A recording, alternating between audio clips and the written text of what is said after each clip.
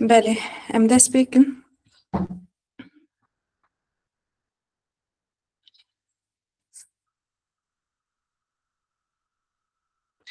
ناوی خدای کوردستانی مامۆستا مۆتۆیە پلتفۆرمە جوانی سەر هەردەم ام ببی دەست و بەرنامەین خۆ دکن. دەستپێکی مامۆستای کەمال سولەیمانی و هەموو هەڤالێن ku beşdar bûne û te bi xêr hatinin. Ez dixwazim destpêkê mamostay bidime nasîn. Mamostay Kemal Süleymanî bi eslê xwe ji Rojhilatê Kurdistanê li ser bajarê Urmiyê ye. Doktoraya xwe di 2014 de li zanîngeha Kolombyayê xilas kiriye.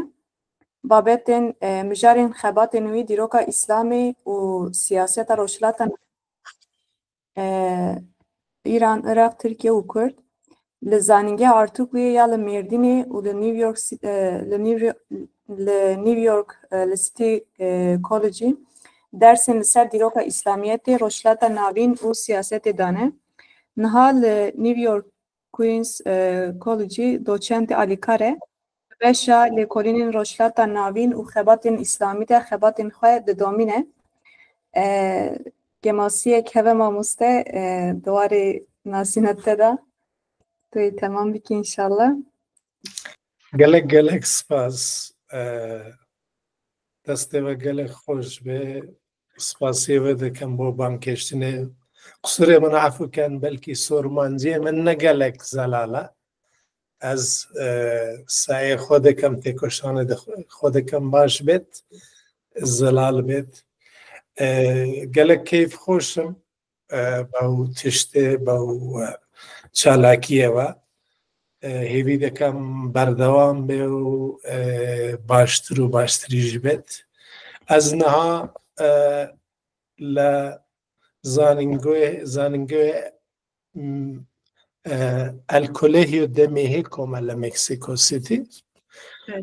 Bele ew tiştî piçêk ew zanîngerê piçêk kewne na yani ew tiştê dikenîne ew nepro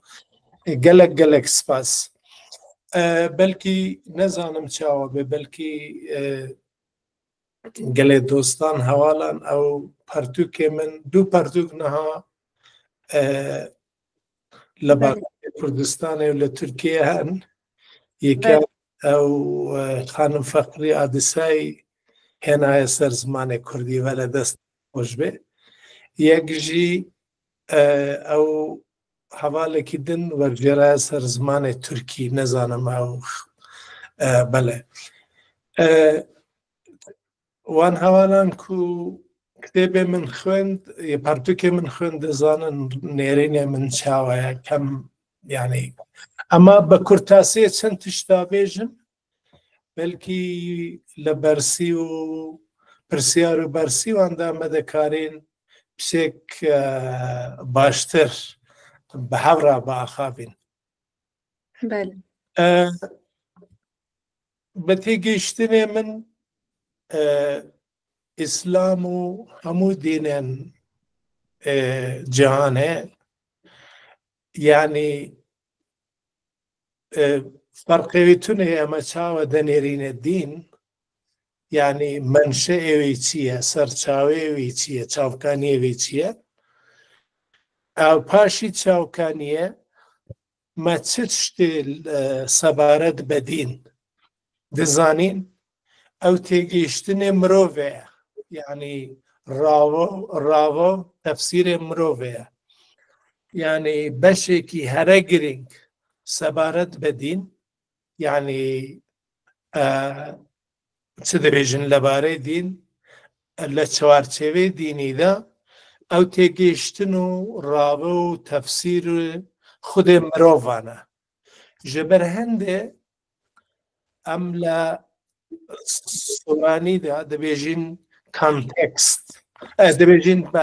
bestên wekû kontekst ya baxlamê Tirkî Bele. tiştî mirov sebaret bi dîn dizane ew zanîn ew têgihiştin ew fehemkirin xwe berhemê کانتکست و کۆدەقە بە کرمانجی چ دەبێژین بە کۆدەق باڵ Em jî kontekst bikardîn mamoste. کۆنتکست باشە ئینگلیزی ژی ئاوەسایە لە کۆنتکست یعنی پرانیە زانین ئێمە سەبارەت بدین بەرهەمێ هەوڵ و چالاکیە مرۆڤانە یعنی لە پەیوەندێکا دیالکتیکیە مرۆڤان لەگەڵ کۆنتکست و لەگەڵ تەکست یعنی دەق نوویسینێدا ئەو تشت بەرهەمدێ ئەو زانین بەرهەمدێ چ تشتێ مەدەزانین سەبارەت بدین بەشێکی هەرە گرنگیوی بەشێکی زەعفیوی تێگەیشتنی خودێ مرۆڤانە ji ber هەندێ یعنی مەدەبینین لە ئاخرێ سدەیە نۆزداندا تێگەیشتنێ مرۆڤێ سەبارەت بە چۆنیەتیە یعنی پەیوەندی ئیسلام و نەتەوەیە بە تەواوی دێتە گۆڕین چونکی پرسی نەتەوەیە دەبێتە پرسێکی زەق پرسێکی کە ئەم باش دەبینین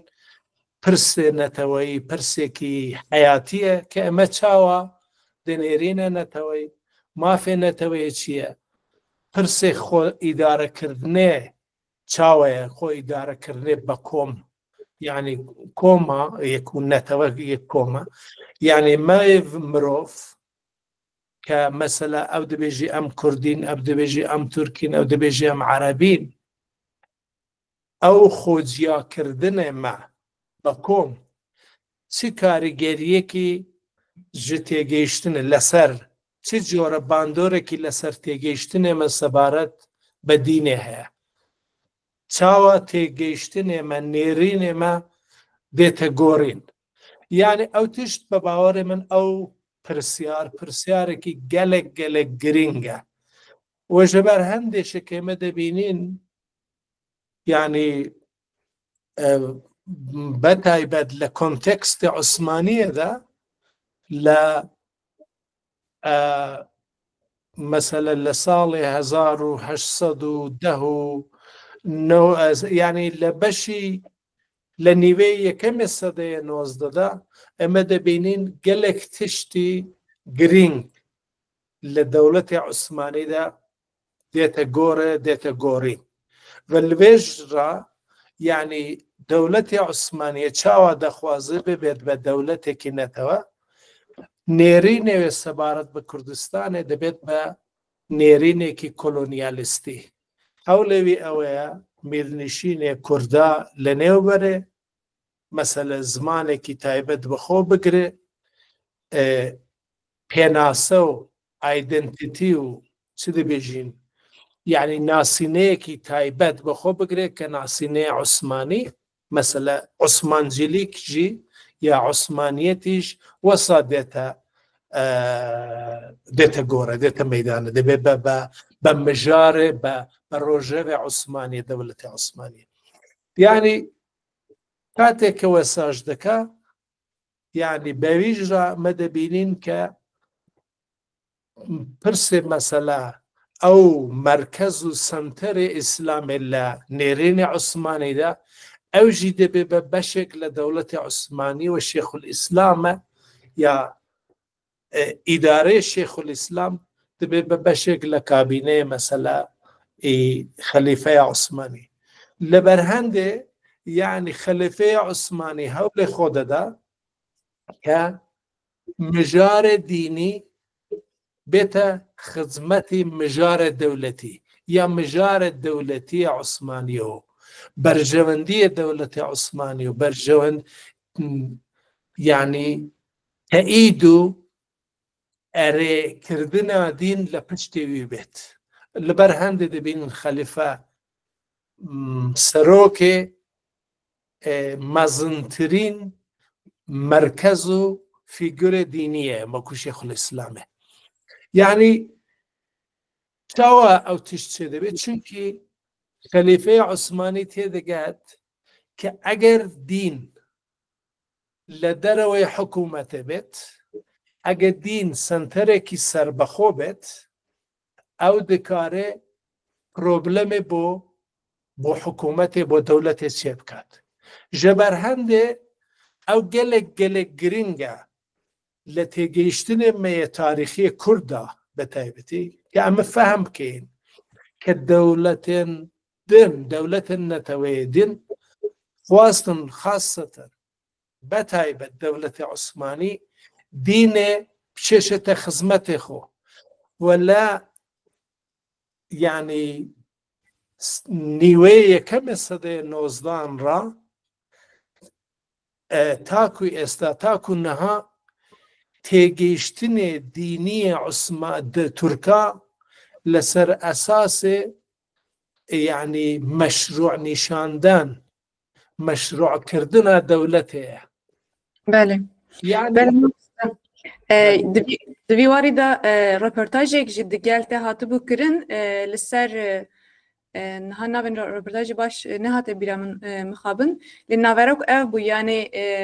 İslam çawa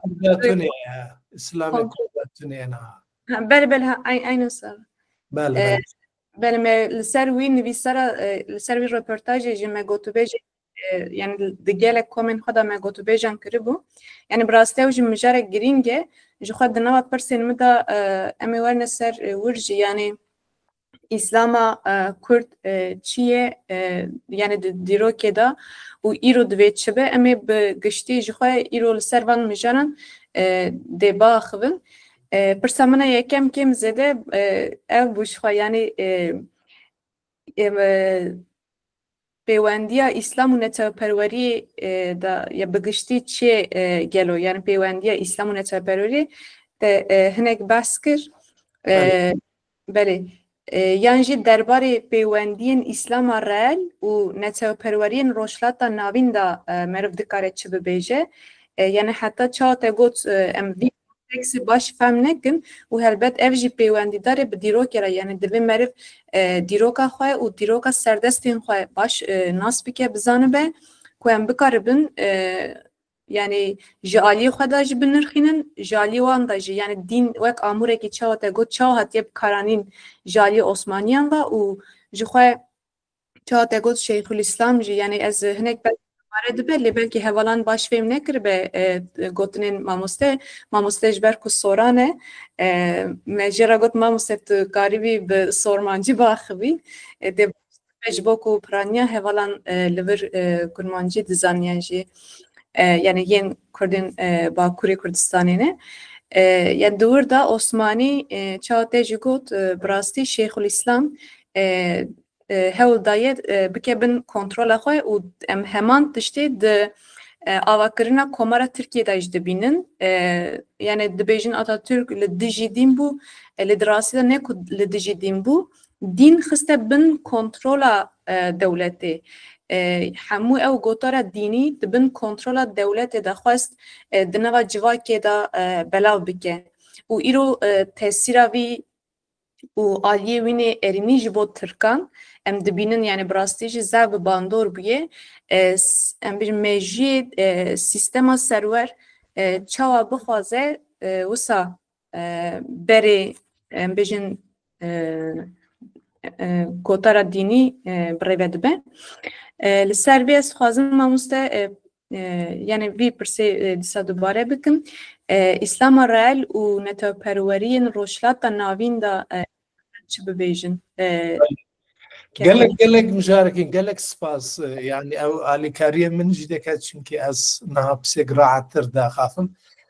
yani min be nimuneyekî dikarim ew tiştî pisêk ew rûn bikim yani nezanim tişk bixeme ser vê ez katêk ke li Mêrdînê bûm min ew tişt gelek min denêrî ke dîndara Kurda betaybetî İslamciyê Kurda çawa sebaret bi xwe yani xwe bekom mesela ez wek ez Kurd ew be dîn be pirsê netewayetiyê çawa diaxafin çawa basî dikin çawa ew mijare tên li berbas mesela min هر زمان او سایکولوژی ترس سایکولوژی بندستی لدیندارا کردا ددی مثلا دبیجی از کردم اما نه ملیتچی ما از کردم نه نتوه پرورم يعني هميشه او دبيجن لفارسي وعربي دا دبيجن جمله معترضه يعني او لپرانتيزان دا لدو كوانان دا دبيجي از كردم بأمامي غلط فهم مكان كدبيجم كردم معناوي ناوي از مليتشي ما از نتوى پرورم از ناسيوناليستم يعني ليرة دا من دالو زاروكي همو اوان هوالانجی با همو بیانان دبیجن benim varlığım Türk varlığına ermeğan olsun. Ne? Yani eğer Kürdik bejete Türkan çağı zaroketi nabeci benim varlığım Kürt varlığına ermeğan olsun. O tişteki gelek acibe.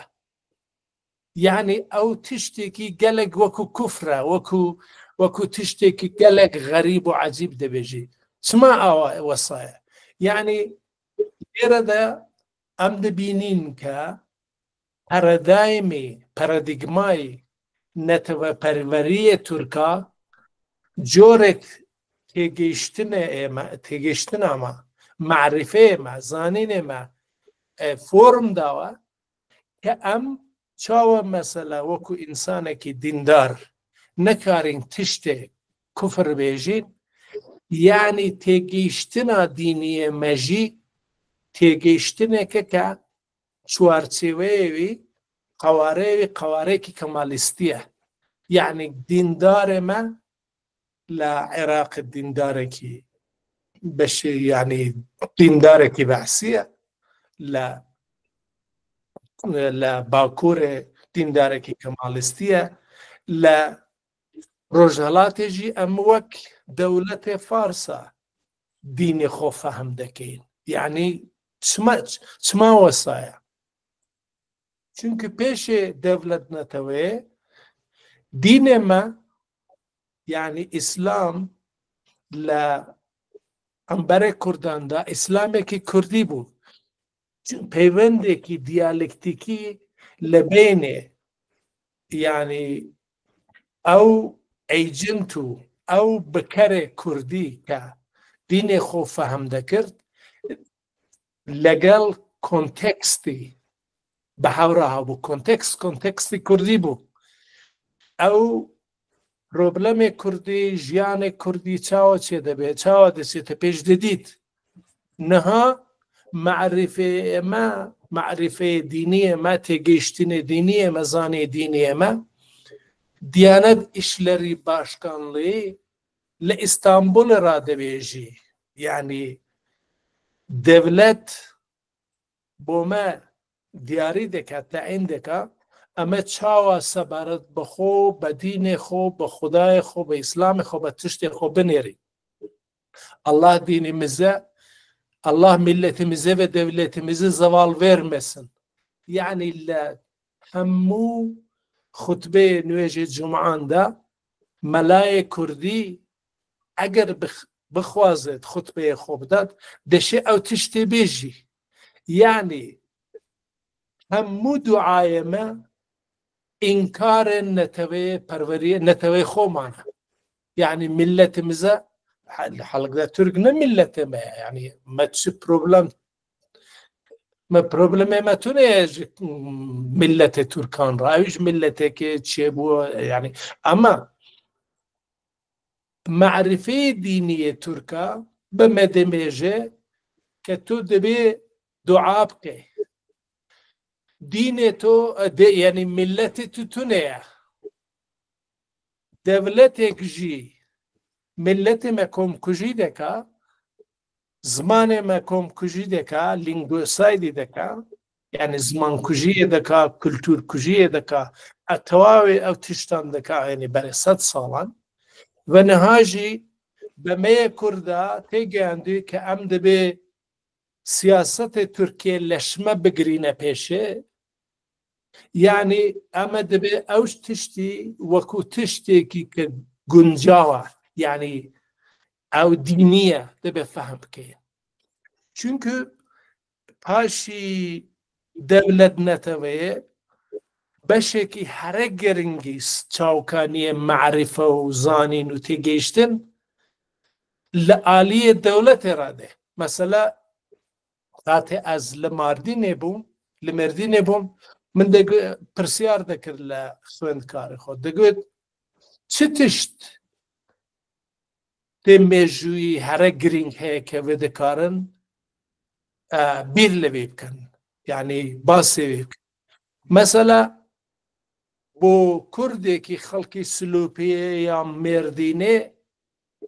ڕووداوێ تاریخیên مێژووی دیرۆکیên هەرە گرنگ چییە؟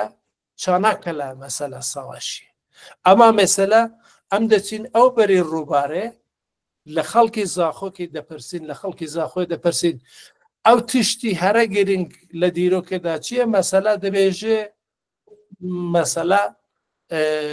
شۆڕشی باسیە،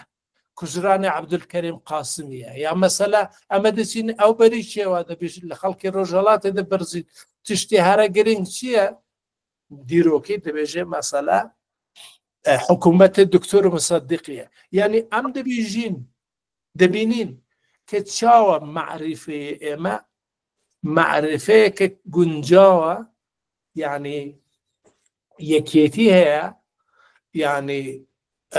لەگەڵ خواستە و ویستێ دەولەتی. چونکی کار و ئەرک و وەزیفەیە دەولەت نەتەوە بەرهەمهێنانە سوژەیە نەتەوە پەروەر و ناسیۆنالیستە، بەکەرێ ناسیۆنالیستە. ئەو پرۆگرام و بەرنامە و کارێ دەولەت نەتەوەیە معرفیە دینی مەژی فۆرم دەدا، یعنی ئەو تورکی دەبێژن بیچم لە لیۆر، یعنی فۆرمی پێدەدا. چاوە ئەم دەبێژین دنیای ببینین، ئەم دین ببینین، ئەم مرۆڤ ببینین. یعنی لە ڕۆژە یەکەمەکەم دەچین بۆ مەسەلەن پێش دەبیستانێ کرێشێ دەچینە دەبیستانێ هەموو تشت دەولەت ئێمە فێر دەکا کە ئێمە چاوە دنیا ببینین، یعنی ئەو عینێکێکی دەولەتێ دەخەنە چاوێمە ئەمە وەسا ئیسلامێکی دەبینین، وەسا تشت دەبینین. ji ber هەندەیە کە مەسەلا ئەو ڕۆژی کە خلافەت هەڵدەگیرێ، خلافەت تەواو دەبێت دەقەتێ، ڕۆژێ دووهەمێ ڕۆژێ 24 مارتێ یا مارچ مستەفا کەماڵ دیانەت ئیشلەری باشکانلەی ساز دەکات. یعنی چێ دەکات؟ لەبەر چێ؟ لەبەر وێ تشتێکێ، یعنی دینێ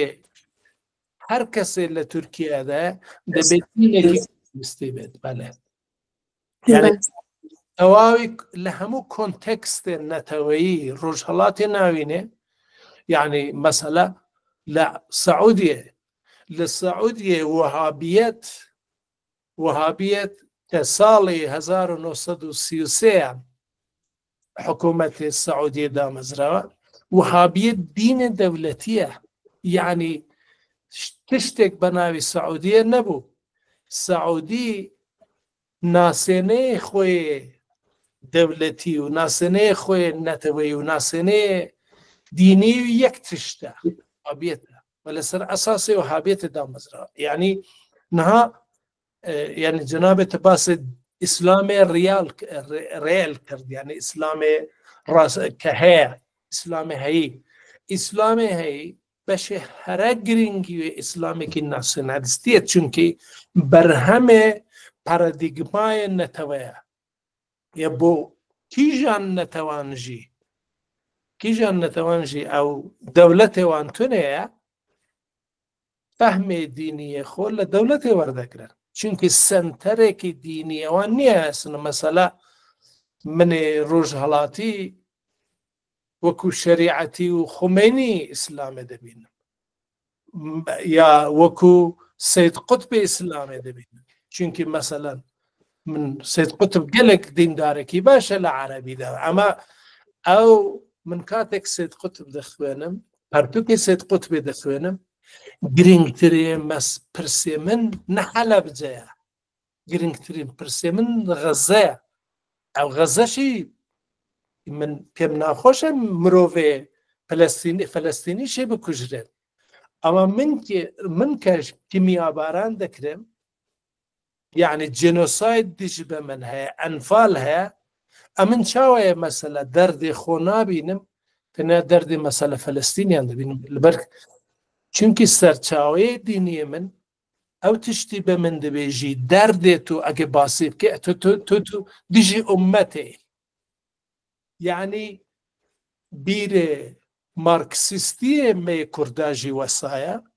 بیرێ دینداری مەژی وەسایە مە مارکسیزمی خۆ ji Türka ra fêr dibin, Marksizmê xwe li Ereban ra fêr dibin, Marksizmê xwe li Farisan ra fêr dibin. İslamê xwe jî her wesa yani çünkü senterê me'rifî yani ew senterê ke me'rifî û zanînê berhemdênî ji me re tune ye yani me tiştê wesa bo min ye gelek nezanim eger fehm kir eger dikare Belê em yani min baş fehm kir hêvîdarim hevalan jî baş fêm kiribe yani pirsa me ya duyem kêm zêde ji xwe li mamostê te bersivayî da ji ber rê ez dixwazim derbasî pirsa xwe na sisiyan bibim li ser vê em bêjin tiştên ku te behs kir ez wî merak dikim îro li Kurdistanê bi taybetî li Rojhilata Navîn bi giştî netewperweriyeke îslamî yan jî netewperweriyeke seküler dê zêdetir serkeftî be gelo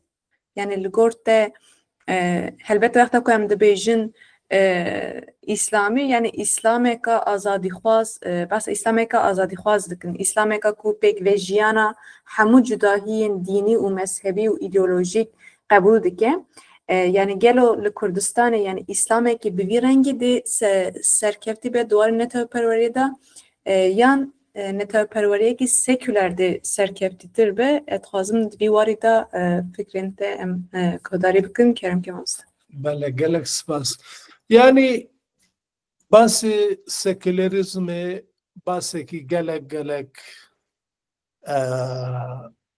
berbilaw çi dibêjin yani tiştê wî zehfin Belê şaxên wî mesela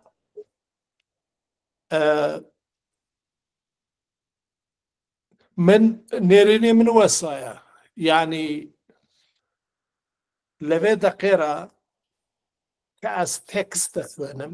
مەتن دەخوێنم هەرتووکم مەسەلەن قورئان دەخوێنم ئەگەر باوەڕێ من ژی هەبێ کە قورئان کتێبێکی ئیلاهیە فەهمێ من نە ئیلاهیە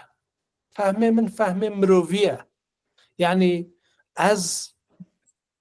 ئەو پەرتووکە چ دەبێژیت مانایە سەرەکی و ئەسلیوی چییە یعنی ئەس بە مێژێ خۆرە ئەو تشتی فەهم دەکەم مێژیە من سنووردارە مێژیە من gelek یعنی سنوورێ زمانیوی هەیە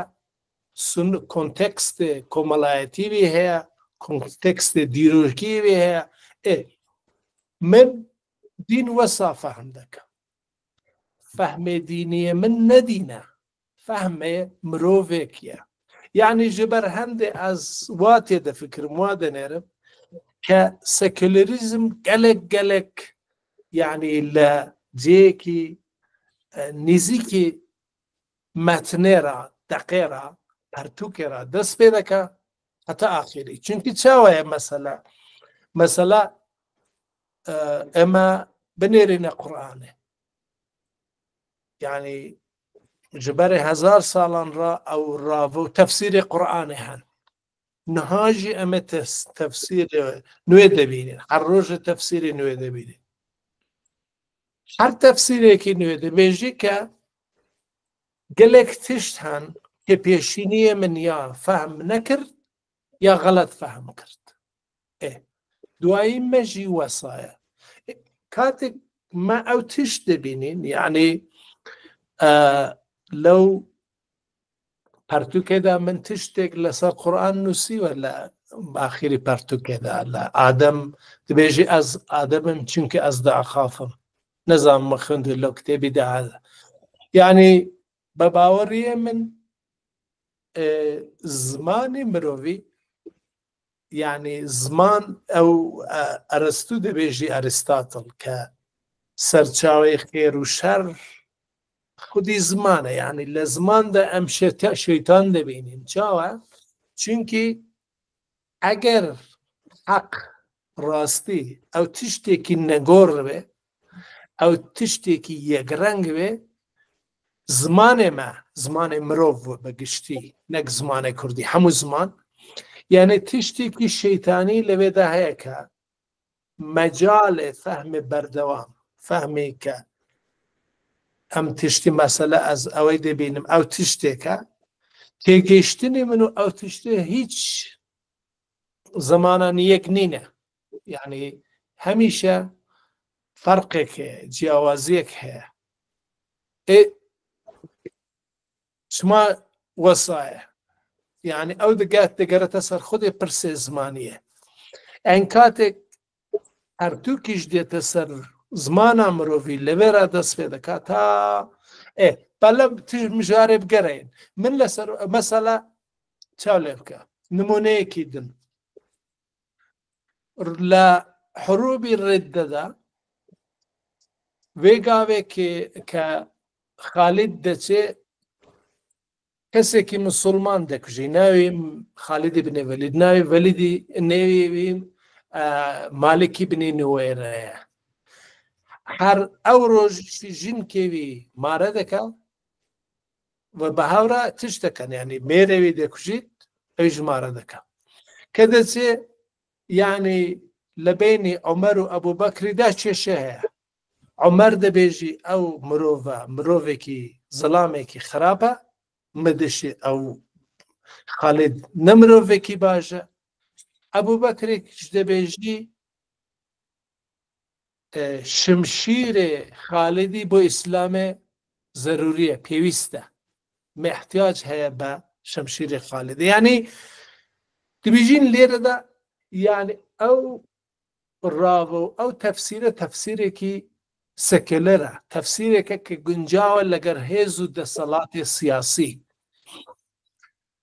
اجبر هنده پرس دين و پرس سكلريزم خود پرسكي گلك حالوزة گلك كومبلكسة يعني از نكارم تشتكي زورون لبر بيجم اما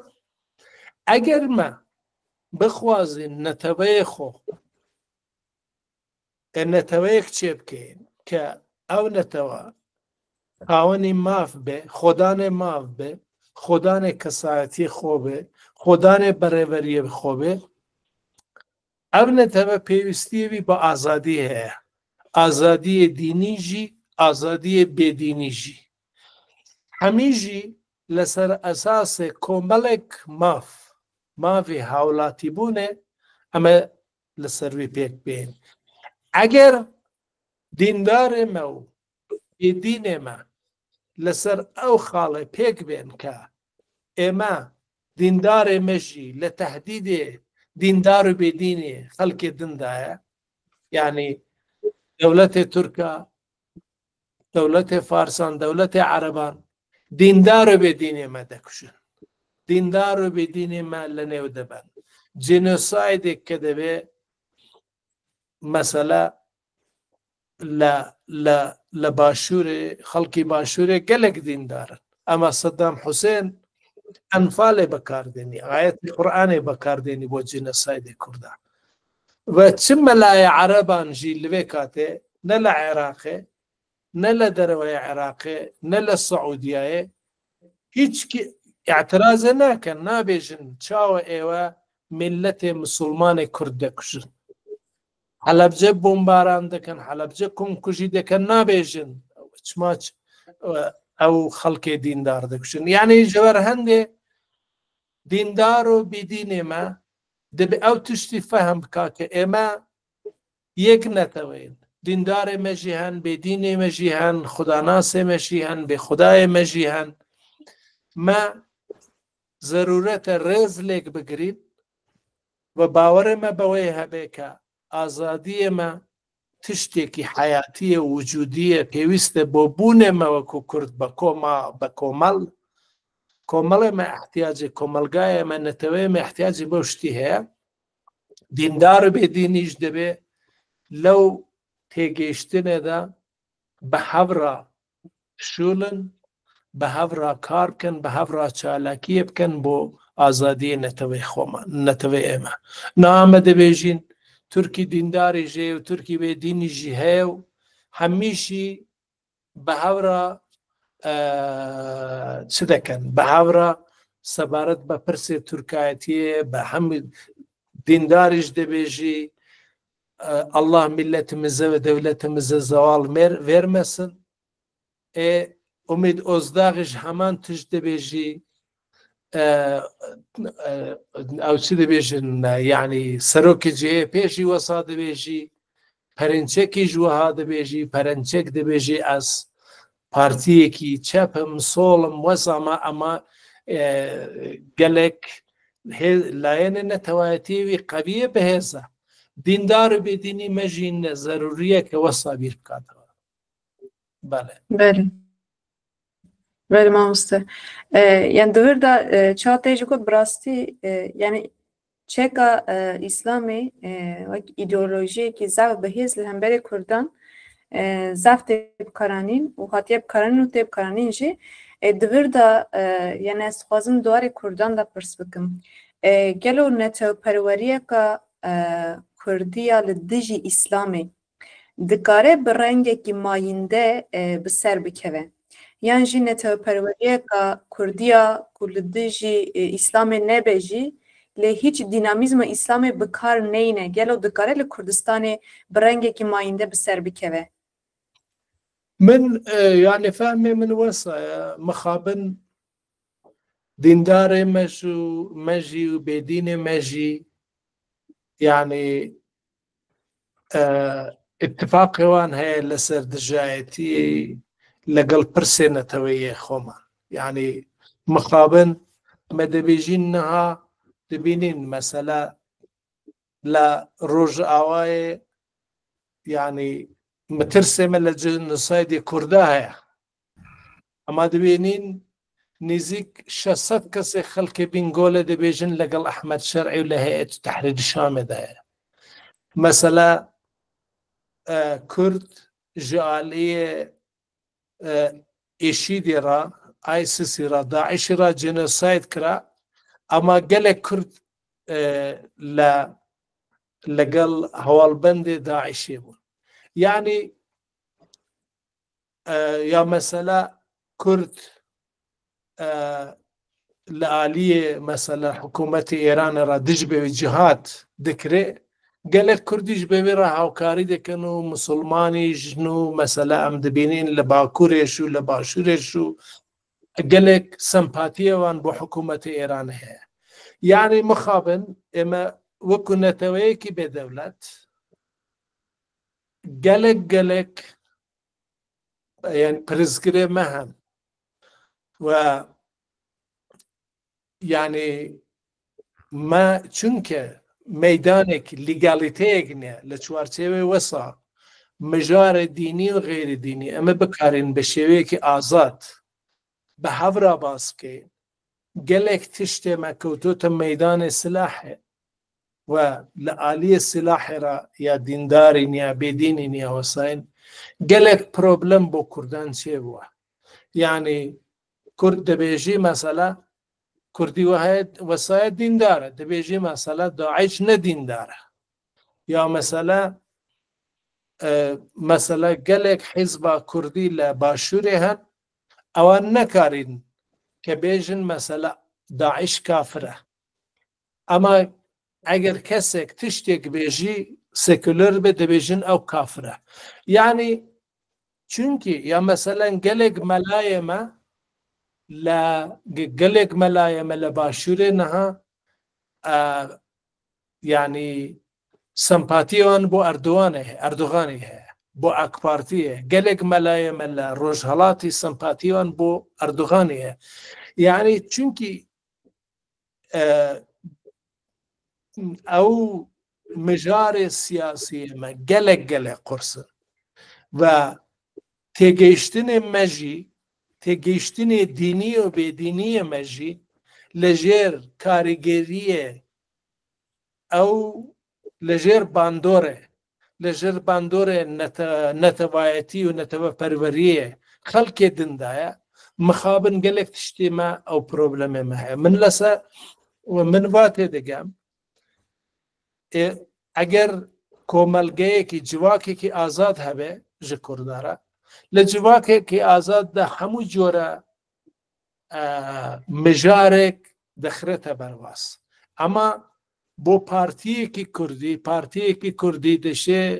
پارتیەک بێ کە بکارێت دیندار و بێدینیشی بچێشێتە بنباڵی خۆ و هەمووان را بە هەورە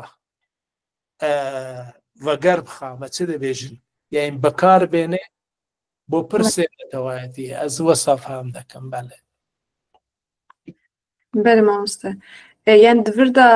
براستی بەشداربوونا وان ئالیین کوردان یعنی بەشداربوونا وانا ئەم بێژن دناوا ترک و ئیسلاما ترک و عەرەب و فارسان دا بجی دبن یعنی کێماسییا ئیسلامێکا نەتەوەپەروەر یا کوردان یعنی ji ber vê kêmasiyê nine gelo beşdarbûna wana yan jî ji ber ku em bêjin meyla wan li ser wan e mesela zêdetir ew balan dikişin çimkî gotareka İslamî Kurdistanî li Kurdistanê bihêz nine tune ye ji ber ku tune ye ew jî çawa tê jî got yani bi rastî mejiyê wan ji aliyê serdestan ve tê kontrol kirin dibin ew fêhma İslam wan danin yani divir da nexwe vî kêmasiyê em ê çawa çareser kin yani ew diskursa İslamî yani li hemberî vî İslama gotara İslama serdest em ê diskursek çawa daynin li Kurdistanê بله yani مخابن gelek Marksistê me jî wesa ye yani Marksistê me jî dijî devlet netewê ye ama kîjan devlet netewê devlet netewê Kurda dîndarê me jî dijî devlet netewê Kurda yani niha mesele Musulmanan ew hemû devlet netewê hen devlet netewê gelek Musulman Ereb 22 devletê ye mesela Türk çend devletê hene hemû netewê gelek netewê li Rojhilatî navîn li Efrîqayê li mesela li Asyayê li hemû yani netewê hen dewletê wan heye û çi problemîş tune mixabin Kurdê me dijî dewlet netewê Kurdî ye dîndarê jî wesaya dibêjî ew dijî dîndar dibêjî ew dijî ummetê Îslamê ye ew Kurdê me jî dibêjî barê giranê hemû dunyayê me dibe xeyne ser pişta Kurdê hemû netewê dunyayê rizgar ka bo pirsa internasyonalîzmê ew tiştekî xeyalê mixabin yani gelek problemê me wesa hen ve me yani niha 100 sal nêzîkî 100 sal tecrübeyê me heye ezmûnê me heye me dibînin ke dîndar û Marksistê Türka dîndar û Marksistê Farsan dîndar û Marksistê Ereban ewan nehatun yani naxwazin hiç cora problemek bo dewlet netewê wan çêbê çend hizbê Türkan ke Musulmanin dîndarin çend hizbê Türkan hen ke Marksistin wan dixwazin dewlet netewê Türkê nemêne tune ye çend hizbê Türkan Farsan hen wesane hizbê Ereban hen wesane partiya Ereban hen wesane ama me yê Kurd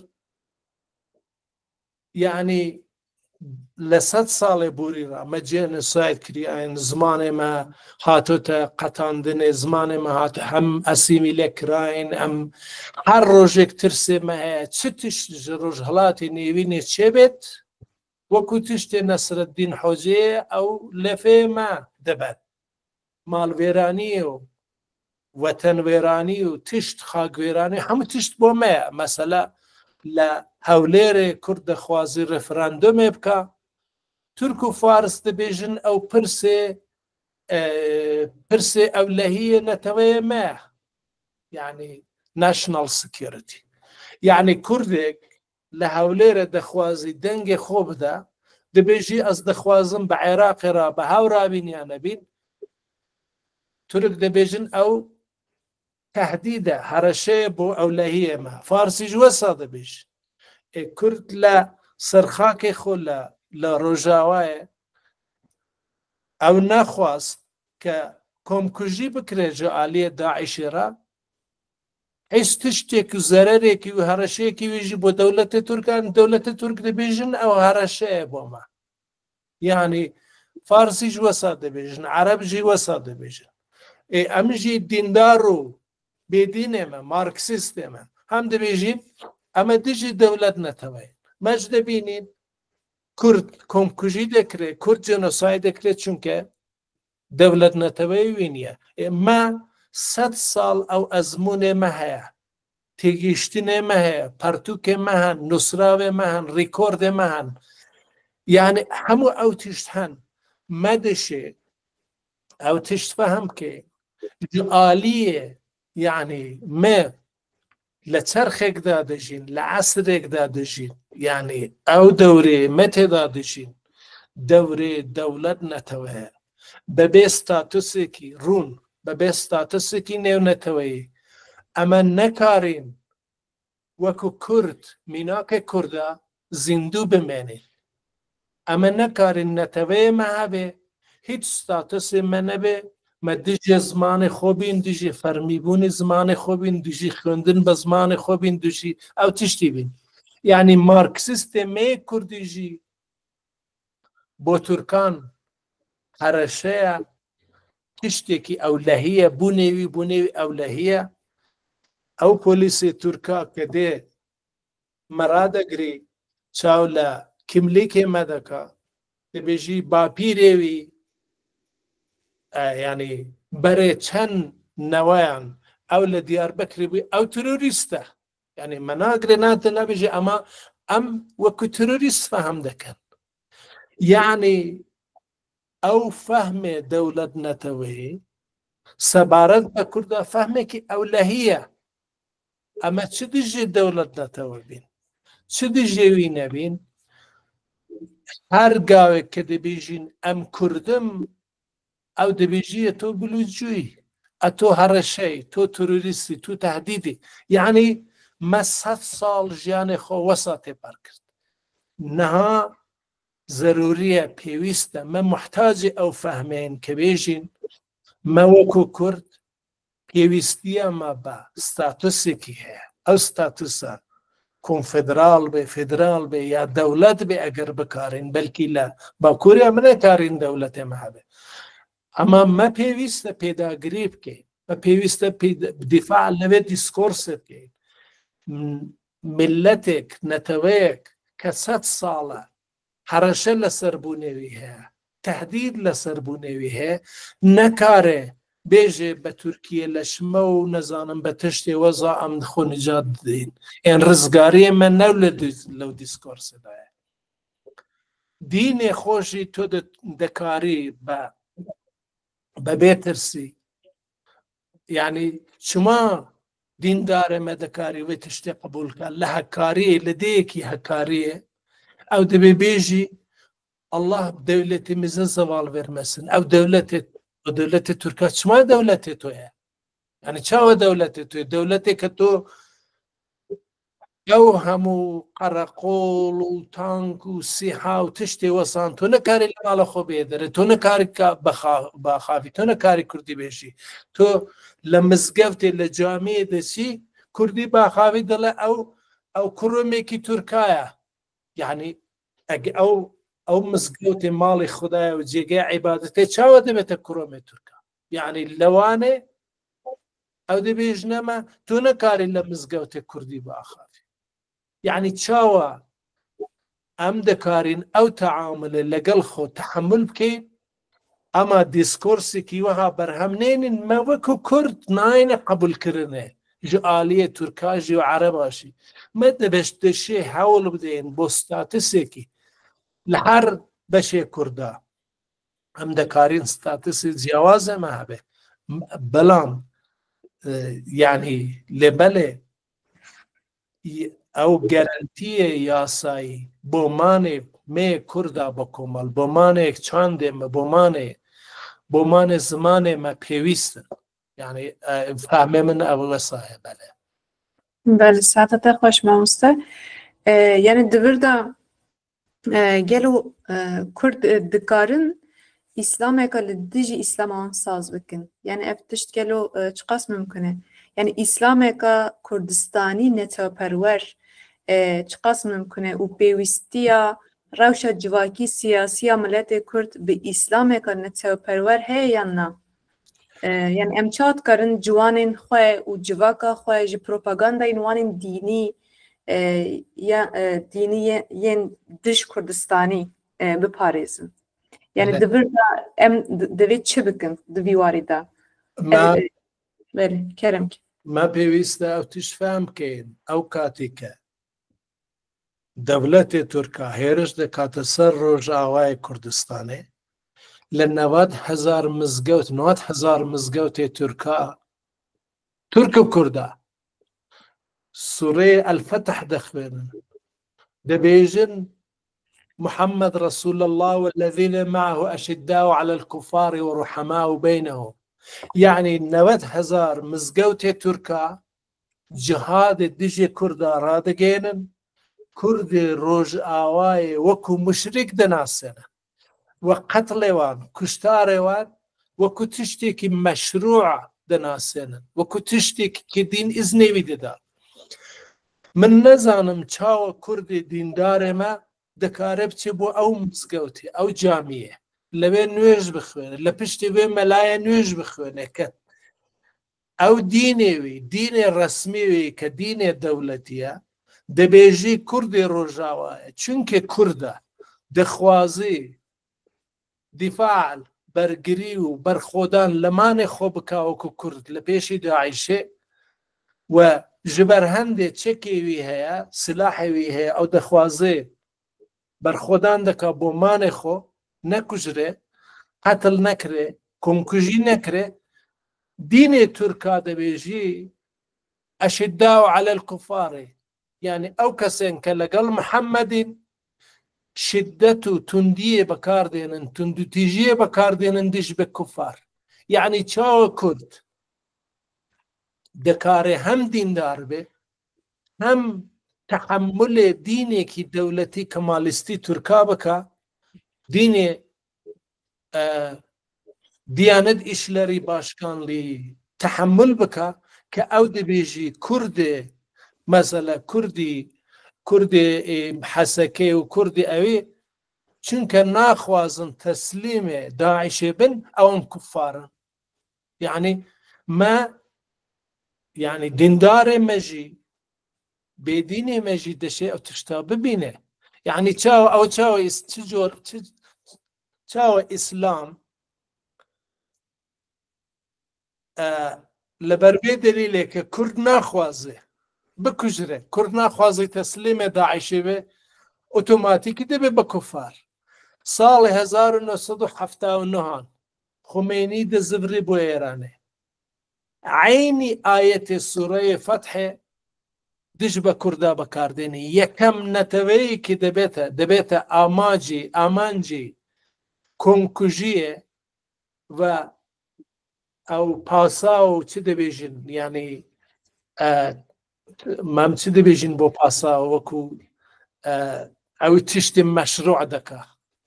بەهانێ بیانوو بەکاردێنن بۆ کوشتارێک کووردا ئەوەیە کە ئایە قورئانێ بەکاردێنی خومێنی دەبێژێ ئەشداء على الكفار لەوێژی يعني لە عێراقیژی ئیسلام يعني صدام حسين أشداء على الكفار بكارديني أنفالي بكارديني لا داعش يجي وسادك يعني دين دار مدشة أو معرفة يعني دينية خو يكولونيزا بك يعني معرفة دينية ما معرفة شي كولونيالستية تيجيشتنا دينية ما تيجيشتنا كولونياليستية، يعني أو ميجية ما وصا ميجي دينية ما بغير دينية ماشي وصا كأم دينك دولتي دين رسمي ما بمروف ناناسي أما وكو ميناك مسلمان ناناسي وكاتبيش از كردم يعني بو سروك دیانت إشلري باشكانليجي از بلوجيما از چاو دكارم بيجم كردم يعني خدا دبيجي تو كردي اما دیانت إشلري باشكانليجي izin nada az بيجي از كردم اي چاو از چاو دكارم از دينكي وسا قبول كان و ديندار ما دشه خورزگار که يعني پیوستی ما بخورزگاری معرفیه يعني او چه دبيجن بإنجليزي دبيجن epistemological self-emancipation يعني خورزگاریه کی اپستمولوژیک لدین وحتى لبدينية خلق دينجي چونك او معرفة كحاسة هي معرفة هي ديني وغير ديني بو كولونيزه كردن ميجيه كردايا يعني اوان دخوازن مشكي كردا اما يعني زندانية اما محبوسه بير دينية تركاينه بير دينية عرباينه حزر دينية فارساينه يعني ديندار مجي بدين مجي دشه خورزگار بكا يعني بيوستي بخورزگاري كي معرفية هم تسد بيجن مكرمانجي معرفي epistemology يا epistemology پرورده زانیاری یعنی پرورده زانیاری بله معرفي ده بيجن هم بلكيش كارگري عربية بله يعني خورزگاري پرورده خورزگاري زانياري گرینگ ترين تشتي مينها زانم در همه ضعفن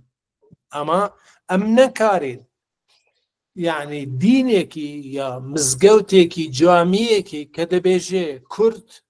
چونك ناخوازه بكجره كن كجي بكره اوتوماتيك كفاره والشدة تندو تيجي دجبوي تشتكي يعني مجازة ام چاو دكارم بسما في مزگوتي چاو دكارم لبشتي وملاي نويج بكم نويج چاو دكارم تشتي وصاب كم يعني او اسلام او كولونياليزم او اسلام دولة نتوية ديجي بونه منه ديجي برخودان منه ديجي زندومان منه ديجي زمان منه وبشيويك اوتوماتيك من وكو هرشة دبينه بله بله سعادت خوش مامسته ده خبردن خودت بحث خمینی کر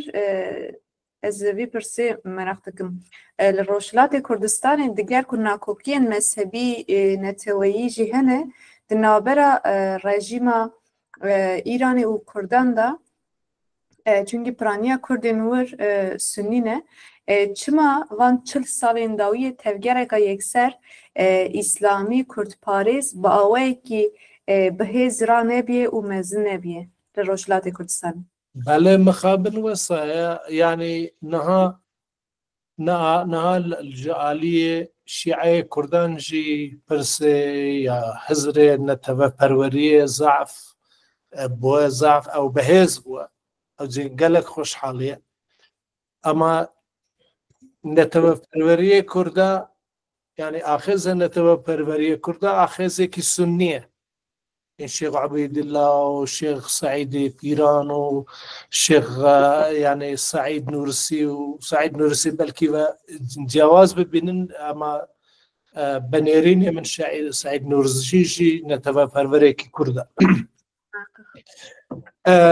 يعني كاريگريه چونك للشيخ عبيد الله را كاريگريه يا باندور كردايتي ونتبه پروری لورا دسپیکی لورا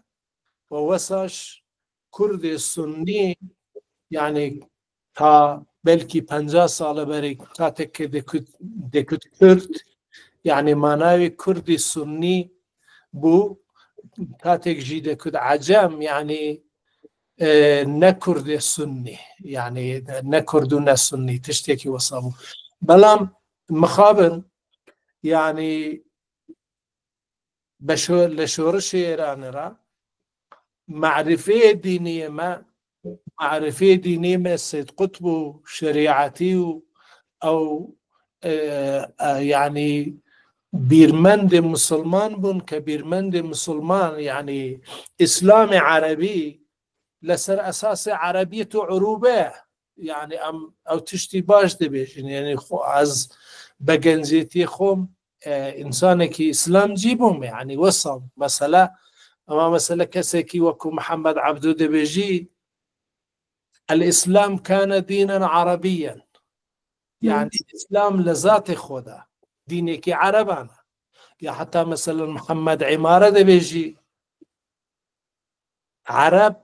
مزنيتي عربان هي بس همونا تواندا حتى في إطار الديني يعني حتى لتشوارسيو قواري ديني جيدا يعني مكاتك دين فهم كرت معرفة ديني خور كرت لما معرفة ديني ما سنتري العروبة بو يعني عربايتي بو أما سواد بيجين كردايتي عروبة بو تركتشلوك عربايتي العروبة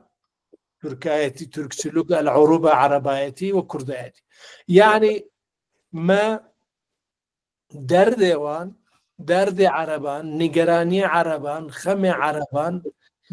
تشتوان خم ما بو يعني از وكو دينداركي از دبيجم يعني بخوم بكو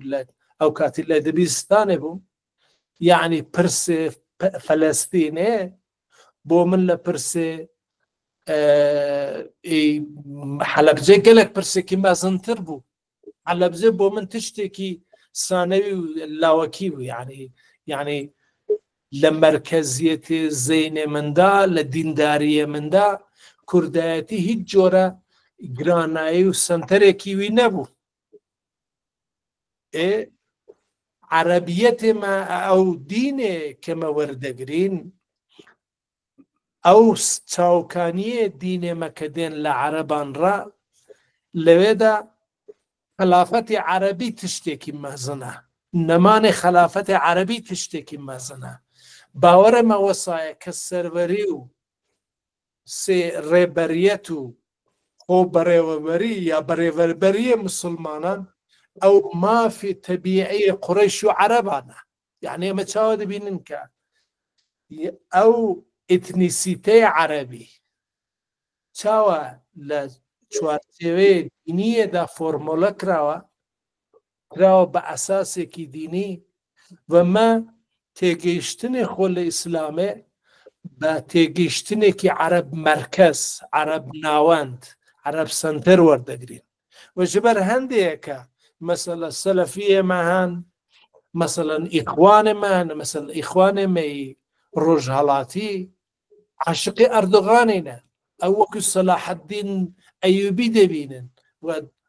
يعني فهمي وانوصى كأردوان مروفيكي قلق ديندارة قلق عادلة أو دخوازي مثلا برايتي إسلامي زندو بكا برايتي إسلامي وقراني يعني مثلا أم دبيجين أردوان دبيجي خلقي رجالاتي رجاواي كردستاني دبيجي مثلا بروجاواي كردستاني دبيجي تورست كوريدورو يعني ترور كوريدوري تشتكي وسط بيجي يعني كرد عفرينه كهزار صالة اللي بيدرن بيارمتية مثلا دولة قطر ديني فاينانس ذكا هشتا لصدق خلقي مثلا عفرينه نها هم دركراينه يعني او نكارن لزيدي خوب بمينن واوجي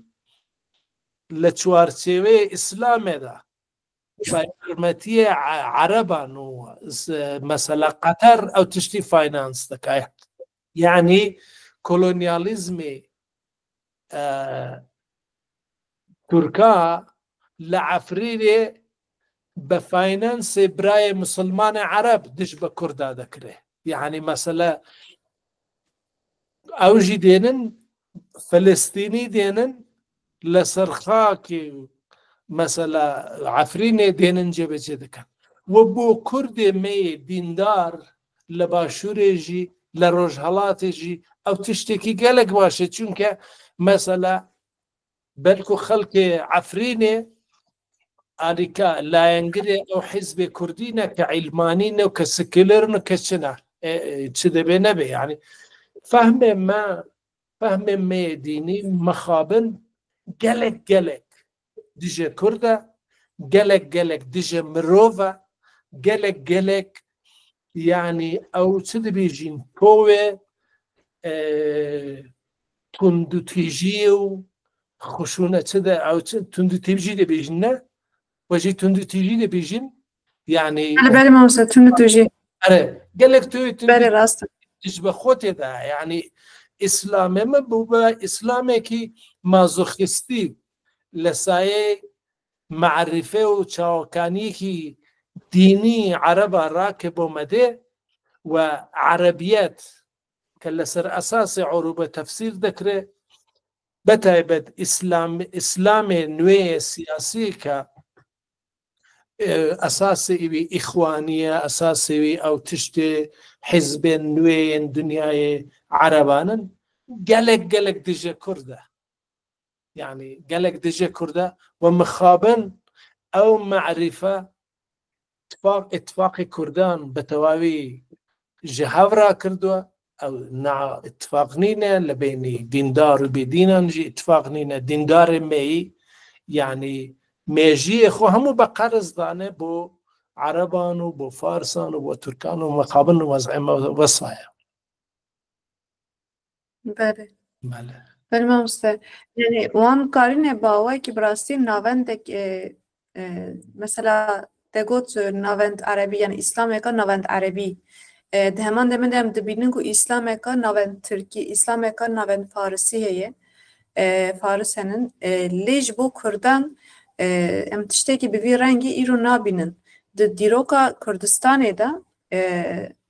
em tiştekî bi vî rengî dibînin yani ça te ji bes kir serkirdeyên mêyên dînî û netweperwer henin pêşengtiya gelek serhildanan jî kirinin yani bi te çawa ev qut bû yani ev qutbûn çawa çêbû ku êdî em di nava Kurdan da gotareka İslamî Kurdistanî wisa bihêz nabînin yani çima Şêx Ubeydullahê Nehrî dernakevin êdî di nava Kurdan da çünkü Şêx Ubeydullahê Kurdî berhem û axêzê wî ew tiştekî mesnehriye mesela şemzînane niha eger tu bixwazî dînê xwe fehm bikê ya dîn fêrbî ya cêga e'tibarekî dîniyê tu hebe tu dişî yani dişî biçî bo İmam Xetîbê İmam Xetîb medreseyê perwerdekirdinê dîndarê Türk e yani tu çawa dikarî لە مزگەوتێکی لە جامیەکی بێژی ئەز مەلامە ئەز دیندارم ئەمە ئەو بەلگە و یعنی چ دەبێژن سرتیفیکەیتی مەسەلا یا ئیجازە و ئیزنی مەسەلەن ئیمام خەتیبیش نەبی یعنی نەهاژی لە 40-50 ساڵێ بوری لە ئێران ژی مەسەلا حجرەیەمە مەدرسەیەمە هەبوون پێشتر مەدرسەیەمە هەبوون ئەو مەدرسە سەربەخۆ بوون مەلایەوی سەربەخۆ بوو پارەیەویشی حکوومەتی ڕانەداهات خەڵک بە یارمەتیە خۆ بە ئیمکانێ خۆ ئەو مەلایەن پەروەردە دەکرد ئەو مەدرسە پەروەردە دەکرد و ئەو مەلا هیچ تەعاهودێکی وی هیچ ئەرکداریەکی وی سەبارەت بە دەوڵەتێ مەسەلە فارسا نەبوو نها هەموو ئەو مەرکەز و ناوەندێ دینداری دین خوێندنێ ئەوان ڕابوون نەمان یعنی هەموو قەتاینە چونکە دەوڵەتە فارس نەدەخواست مەرکەزێکی دینداریە سەربەخۆ هەبێت کە ئەو معرفەیەوی لەگەڵ کۆنتێکستێوی گونجاو بێت نەها دەوڵەت کاری مەسەلا سرتیفەکەی بدات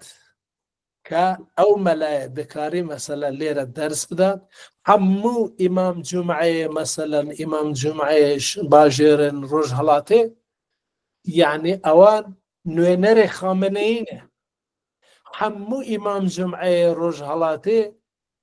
دەبێژی یعنی دەبێت تەعهودی عەمەلی بەکردەوە و بە تۆری بە پراکتیک و بە تۆری تەعهودێوان هەبێت بە ویلایەتی فەقیه و مەسەلە لە حاڵێکدا ویلایەتی فەقیه لەسەر ئەساسێ یەک هەموو مرۆڤ سەغیرن یعنی بچووکن لەبارەی عەقڵیە ئەساسەوی وەسایەت دوو بوونێ ویلایەتی فەقیه فەلسەفەی بوونا ویلایەتی فەقیه لەسەر ئەساسەوێ پێش بگرن کە حکوومەت بەرەو چ دەبێژن ئەو ئینحراف چ دەبێژن بە کوردی لا ڕێ بچی یعنی ڕێ غەڵەتی بچیت ڕێ غەڵەت لە ڕوانگەی وەلی فەقیدا یەکەم ڕێ غەڵەت پەیدابوونێ خەلافەتێ بوو خەلافەتی عومەر و ئەبوبەکر و وەسامە یعنی نەها کوردێمە سرتیفیکەی دینداری خۆ لە کەسێک وەردەگرێ کە خودی دینێوی بە دینێکی گومڕاه بە دینێکی غەڵەت دەزانێ بەڕێ غەڵەت دەزانێ و لەسەر ئەساس بەژی یعنی بۆی تۆ بکاری دەرس بدەی دەرس بخوێنی فێربی فێر بکەی حکوومەت ئیزنێتە دەدا ئیزنێت تۆش کاتێک دەدا یەک ئەوجەر پارەیە فێرکردن و فێربوونێژی حکوومەت دەدا ئەگەر تۆ بیرێت و ئیسلامێت و ڕاوەیە ئیسلام و تەفسیری ئیسلامیەت و گونجاو لەگەڵ حکوومەتی فارسانە بێ نەکاری لەوێ بی و بەلکی تۆ دەگری تو زیندان دەکات تو حەبس دەکات یعنی تەواوی مەرکەز و ناوەندی دینداریە کووردا نەعا هەمووی ئیشغال کراوە هەمووی داگیر کراوە یعنی چاوە زەینێمە مێژیێمە داگیر کراوە هەموو مەرکەزێ چاوکانیە معریفە و ناوەندێ معریفە و زانیاریە کوردیژی دینیش هەمووی داگیر کراوە لەبەر هەندێ مەخابن من نەکارێت شێخ عوبەیدڵلا و سەعید نورسی و وەسامان هەبێت یعنی شێخ عوبەیدڵلا دەبێژی تورک نە موسڵمانە چونکە فەهمێوان لە ئیسلامێکەمە ڕاست یا غەلەت یعنی یا مەسەلا سەعید نورسی ئەو کات کە عەبدولمەلیکی فرات دەبینی دەبێژی من تۆڵێ شێخ سەعید ستانچاوە من ئیسلامێ دروستم بە تورکان فێری کردن یعنی حتا دەبێژی ئەگەر ئیسلامێ دروست ئیسلامێ ڕاست و دەخوازن ئیسلامێ ڕاست لە کوردستانەیە وەکو چێوەکانی کوردستانەیە وەکو هەوا و هەواوی مطلقە بە ئازادی مطلق لەوێر هەیە ئەو تێگەیشتنی کورد مەرکەزە کورد ناوەندە یعنی حتا سەعید نورسی دەرسێ دینیە کە بە تورکا دەبێژی ئەو دەرسێ دینی کورد مەرکەزە لەو ناوەندی دینیەدا کورد مرۆڤە کورد مافی دینداریە مافی تێگەیشتن لەوەی هەیە هەموو تشتە ئەمە لە دینێ کۆلۆنیدا کە دینی ئێستا کە تورکا و عەرەب و فارسان بەسەرمەدا سەپاندووە ئیمپۆزایان کردووە لەو دینەدا کورد سوژە یعنی چ دەبێژن بکارێکی ئەولەهیە ئەمنیەتیە سکیۆرەتی ینی وەسایە کە ئەمە مخابن هەموو سەرچاوەیە زانیاری و ئەو تشتێ خۆ دەستدایەنەها یعنی پرۆبلەمێمەوە ئەوەیە بەڵێ بەدە سادەتە خۆش مامۆستە ئەم زەبێت ناوەستینن پرسێکی منێ داویە هەیە پشتێ پرسا خۆنە داویە ئەمێ دەرباسێ پرسێن گۆهداران ببن گەر دەستورەتە هەبێ پرسان داویێژی ئەوێ مامۆستە ئەوەک پلاتفۆرمە جوانێ سەر بخۆ هەول ددن لە دژی ئیسلامین سەردەستان لە کوردستانê ئیسلامê bi rengekî neçarperwer û diwarê cudahiyên dînî îdeolojîk da jî azadîxwaz şîrove bikin û pêşkêşî civakê dikin بل برچاوگرتنا دیروک و روشا تکوشن نتوی یا ملت کرد دو ریبازه که وها گلو چاد نرخینی یعنی ریبازه کو پلاتفورم جوان سربخه دای برخه کوک اسلامی و کردستانی خو پیناست کن یعنی تو چا دبینی همشی رو بین تفکرین کرم کی يعني از گلک گرینگ دنرخينم چونكي هر من قلت همو سرچاوي معرفي ديني وغير دينية ما داجير كراون يعني استا اشغالا يعني دين جي ماركسيزم جي سكولاريزم جي نها امراض نها آلة لدست حكومة دجي كردي ترك وعرب وفارسان ده وان دخوازن ميجيه مداجير بكن او دست پیشخری انیشیتیوی که گلک گرینگه یعنی کردی جورا جور هیا پرانی خلقی مجی دینداره یعنی او میدان دینی او ناوند دینی او جی جگه که کما دشه برخودم که دش باو بیره که کردی نشاینی مسلمانیه دبینه نشاینی مروف بیه دبینه نمیناکا مروف دبینه نمیناکا مسلمان دبینه او گلک باشه که اما خو فکر خمینیزم براستی عروبه کمالیزم ترکا که دین کمالیستیه ام خورزگار که اچاو دینک دکاره لقرآن دا دبیجی که مروف هموی یکشتن یکسانن فرقی وانینه اما دبیجی مثلا مندال زارک کرده همو بیانان دبی دشه بیجی بونه من ارمغانا بونه یا هدیه بونه ترکان به يعني اگه کردک لدره وجی يعني لبازار جي لباجر جي لسر تلفزيون كي بيجي بونه تركا ارمغانه بونه كردابه Diyanet İşleri Başkanlığı او ملای ترکا چه دی بیجن؟ او دی بیجن او کفره يعني او چاوه يعني ما دبي او تشت ببين قلق او تشت گرینگه يعني بالي يعني ما بيوستيه ما بخورزگاری معرفي لدينيها خورزگاری معرفي غير دينية او چالاكي قلق برز در نرخانم هست يعني هر بشي سپاس دارم مامۆستای بۆ نرخاندنێتی خۆش و بقەدر بەڵێ گەلێڤەڵەن پرسێن وەگەر هەبن دەستی خۆ بلند بکەن یەنک و بخوازن یەکسەر پرسە خۆ بپرسن هەبن ئەمێ دۆر بدۆر ماڵاتنە بدنەوە کەسن نەخوازن باخەبن ژی دکارن وەک پەیامکی پرسێن خۆ بپرسن کەرەم بکەن کەسێن کو دستی خبرین کم شری مامۆستا شارو گاریب شی لبر از نشاش بو مامۆستا تو بخیر هاتی که خواهش بون بدیتنا تیجی کاک فخری دستی خورا کرد ها از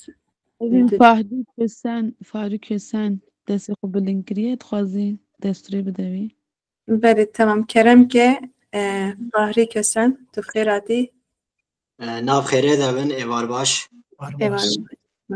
مامۆستا gelek spas dikim ji ber daxuyaliyeten gelekî bigirîn bû ji bo me pirseke min heye wek em hemû zanin niha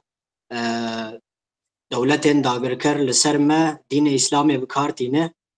û ji ber vêna jî yani bi çi hawayî tên ser me bi dînê îslamê tên ser û gelên me jî bi piranî oldarin û bi vê awayî bi gelemperî xor tên me piştî ku bi bîr dibin an jî rewşenbîrên me dema ku bi bîr dibin her çi qasî nêzîkî bîrbûniyê zanyariyê an jî neteweperweriyê dibin ha qusî jî dûrî dînê îslamê dikevin ev weke خۆ ئەز وەکە پرسکرێگەکێ دەبینم گەلۆ ئەلێ وەکە پلاتفۆرما جوانن سەربخۆ هەنێک سازی و پشگیریان ئێک و لە هەمبەری بەیا دژی بەیا تێکۆشینە دەدن هەنە لێ وەکە ئەم خۆ وەکە کەسانە ئەم چاوادکارن تێکۆشینەکێ بدن و لە دەر و دۆراخوا بێنا بکن و ئێدی ئەم لە دەر و دۆراخۆ بێنا بسەکینین ئەس بخوا دۆرا من هەواڵێن منی یێنی چخوا هەر چخواسی و وەکە ببیر و نەتەوە پەروەەر دەبن هاقوسیژی دووری دینە ئیسلامێ دەکەون گەلۆ ئەم چاوادکارن دەکەون پێشیاوەیە بەڵێ گەلێک سپاس لە ڕاستیدا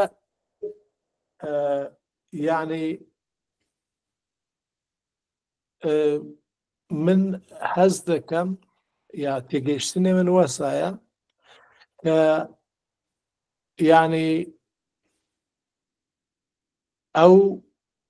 نەریت و ترەدیسیۆنی کووردا گەلێک مەزنی دینیە کووردا وەکو شێخ عوبەیدیلا وەکو سعید نورسی وەکو شێخ سعید وەکو قازی محەممەد هەوڵێوان وەسا بوو کە یعنی ژعالیێوان ڕا یعنی لە بینێ دینداری و لە بینێ مافخوازی کوردیدا یعنی چ تشتێ دژ بێک نەبوون من هەز دەکەم ئەو دیسکۆرسە ئەم دەشێ زیندوو بکرێت یعنی ئەوەی کە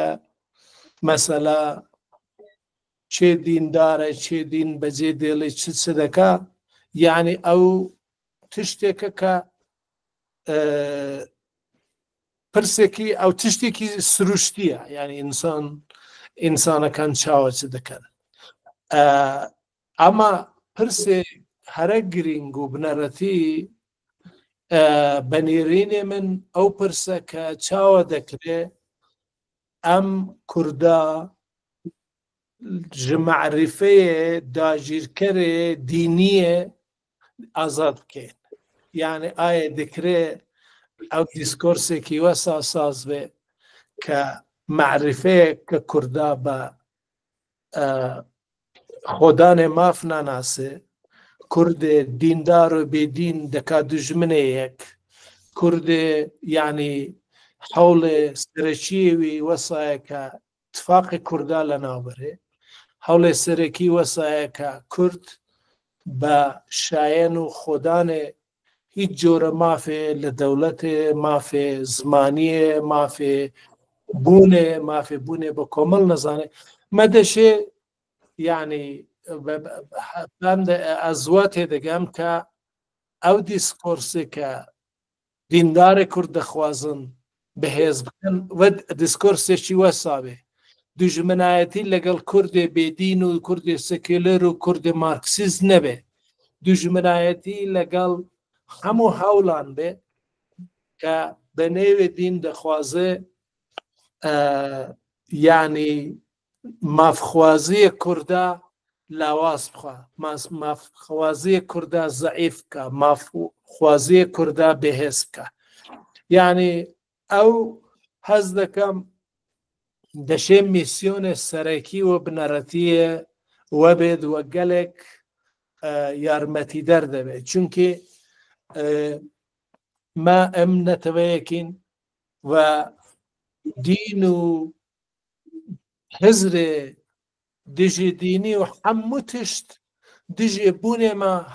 هاتوونێ بەکارانین ژعالیە داگیرکەران ڕا مە ئەگە کوردێک دیندارە و دەبینێ دینێوی ئیستسمار کراوە ژعالیە هێزن داگیرکەرڕە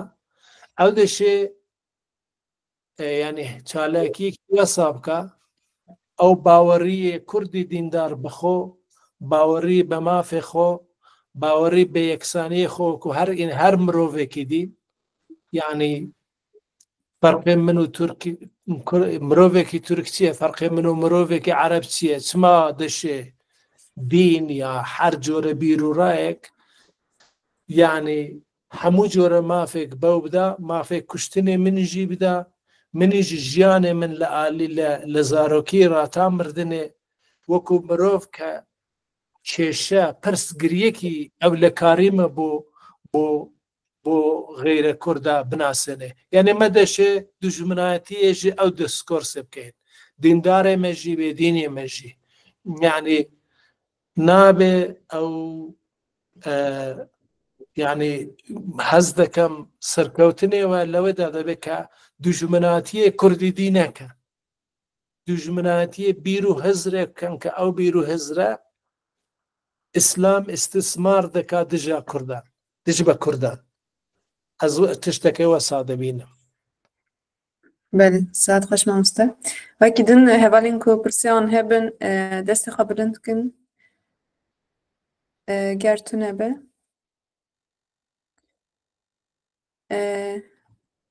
ji bilî kek faxrî ger kesek din tune ez dîsa mafya xeftine bidime kek faxrî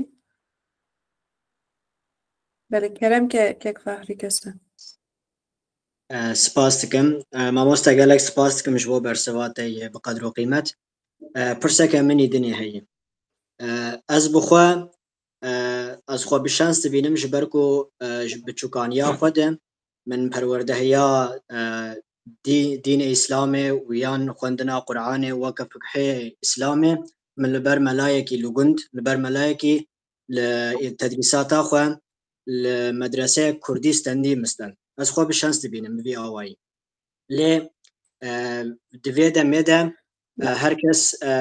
nexwedî vê derfetê de ev derfet ne nakev destê her kesî bi taybetî jî ji bo Kurdên me li bajaran ji bo yên Rojavayê Tirkiyeyê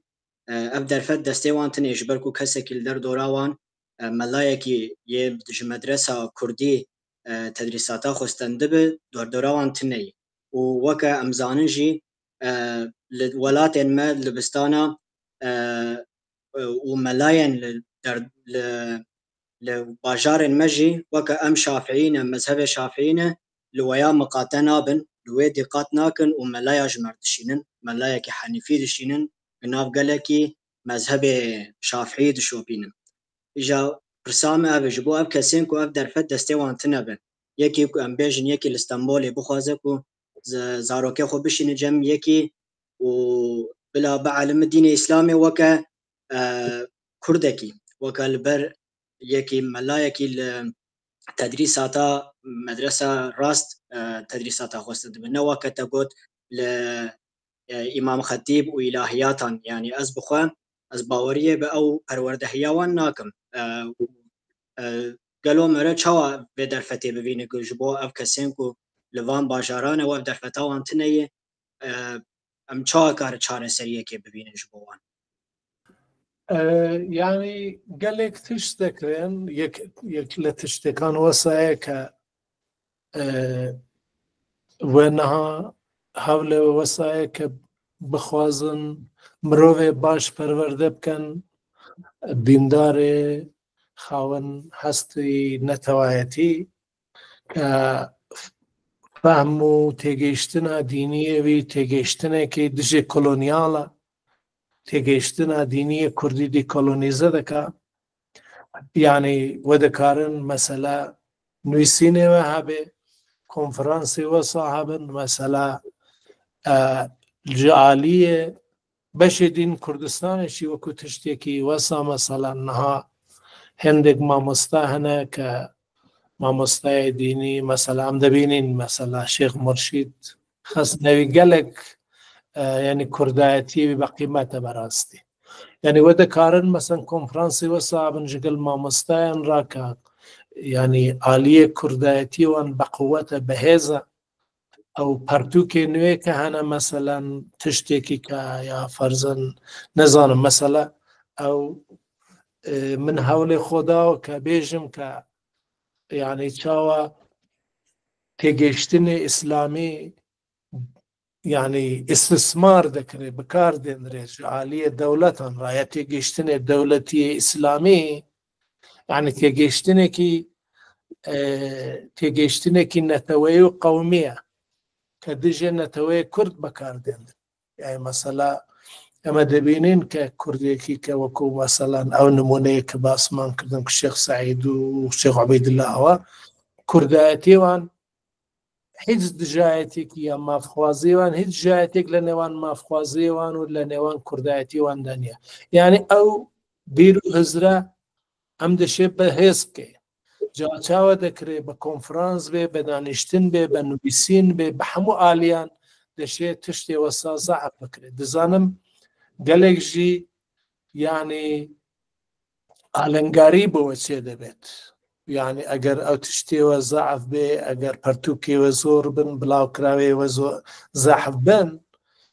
دەولەت ژی تەحملە دینێوە ناکە دینداریەوە ناکە چونکە دینداریوە دژی کوردانیە دینداریوە لە خزمەتێ یعنی خزمەت بە مرۆڤێ کوردەکە و هەوڵ دەخوازێت کە مرۆڤێ کورد ئازاد بێ مرۆڤێ کورد سەربەخۆ بێ مرۆڤێ کورد سەربەخۆ بیر بکاتەوە تشتێوی هەبێ. ئەمە یعنی کارێکی وەسا میسیۆنێکی وەسا گەلێک گەلک زەحمەتێوی هەیە یعنی زەمان پێویستە کات پێویستە و دەشێ بە هەوڵ بدەن کە مەسەلەن تشتێوە زیاد بکەن ئەدەبیاتێوە زەحف بێ مەسەلەن تشت بنووسن نووسینێ خۆ بنووسن ئەو جار تشتێ بە نرخ لە زمانێ دین زمانێ دیکە مەسەلە زمانێ ئینگلیزیەکە هەبێ لە زمانێ عەرەبیەکە هەبێ مەسەلەن وەربژێرنە سەر کوردیە یا ئەگەر کەسان بۆ کەسانێک کە کوردی نەزانن ناچارن تورکیژی بەکاربێنن یعنی دەزانم ئەو تشتێکی پچێک زەحمەتە ژوەرە ئەمە یعنی چارەی منینە ئەم گەلێک کوردی مخابن نەها ئاسیمی لەبوونەوە کوردی نەزانن بە نەکارن ئێوە چاوە مەسەلەن ئەگە بخوازن بەوان ڕاقسە بکەن ناچارن زمانێک تورکیژی لە هێندێک جێگاندا هێندێک ئالیاندا بەکاربێن. یعنی ئەس نەزانم ئەیان بەلکی ئەو تشتێ زۆر ڕوون یعنی ئەو قەدەمێ ئەو قەدەمان بە تەجروبە و بە ئەزمونێ خۆکە کار دەکەن دەکارن باشتر فەهمکەن و چ جۆرە ئەو استراتیژیەک بگرنە پێش یعنی ئەو تشت ڕوونتر دەبێ. ئەمە خودێ کار گەلێک گەلێک ئیش گەلێک گەلێک زۆرە لەوێ عالیە چونکە کوردێمە زێنێ کوردێمە گەلێک کۆلۆنیزە کراوە یعنی مێژی بێ ئەم دەبێژن یعنی ئەو چەمکێک هەیە دەبێژی کلۆمەنتاڵ مخابن ئەم هەموو کلۆمەنتاڵین یعنی مێنتاڵیتەیەمە هەموو کۆلۆنیزە کراوە بەتایبەت مێنتاڵیزدەیە دینیەمە گەلێک کۆلۆنیزە کراوە بۆ ئەوژی کار پێویستە بۆ ئەوژی دیکۆلۆنیزەکردن پێویستە بۆ ئەوژی نوویسین پێویستە بۆ ئەوژی یعنی کۆنفرانس و خڕبوون و کۆمبوون و تشتێوە سا پێویستە. بەڵێ بله ساعت خوش مامۆستا ji bo mercî mamoste şarogarî piştî li vir ew peyva protez aqlê protez bikartîne rast têgehek baş ew jî di wî warî da ji bo pênasîya wî tiştê hevalên ger pirsên wan hebin kerem kin ger tune bin em bername xwe bi dawî bînin. Bere wisa xuya ku pirstin mamoste mamoste em spasdarin Merdewesta هستی لگرک به قدر و قیمت بیان گوتنین ته دسته و خوش گلک خوش بوم هیوی دکم او پروژه و سرکوتی به گلک کارکی پیروزه جه کردان را پیوسته کرده ما پیوستی به گلک تشتنه ولا آلی دینی جی پیوسته کوردایەتی دیکۆلۆنیزە بکرێت دینداریە کوردە دیکۆلۆنیزە بکرێت دەستەوە خۆش بێت. سپاسدارم مامۆستا دەقا داوی هەڤالێکی دەستی خۆ بلند کرد لێ دیسە شنوە کشان باوێرم ئەرتوشی هەواڵ ئەرتوش کەسێک بلند نەکرد نەسا سپاسدارم مامۆستا شاتە بنە خۆش ئەمکێ خۆشم بە دیتنا te دەنگی te girtiye mamoste gelek keyf xweş bûm ser çawa destçawa xweş ser çawa spas.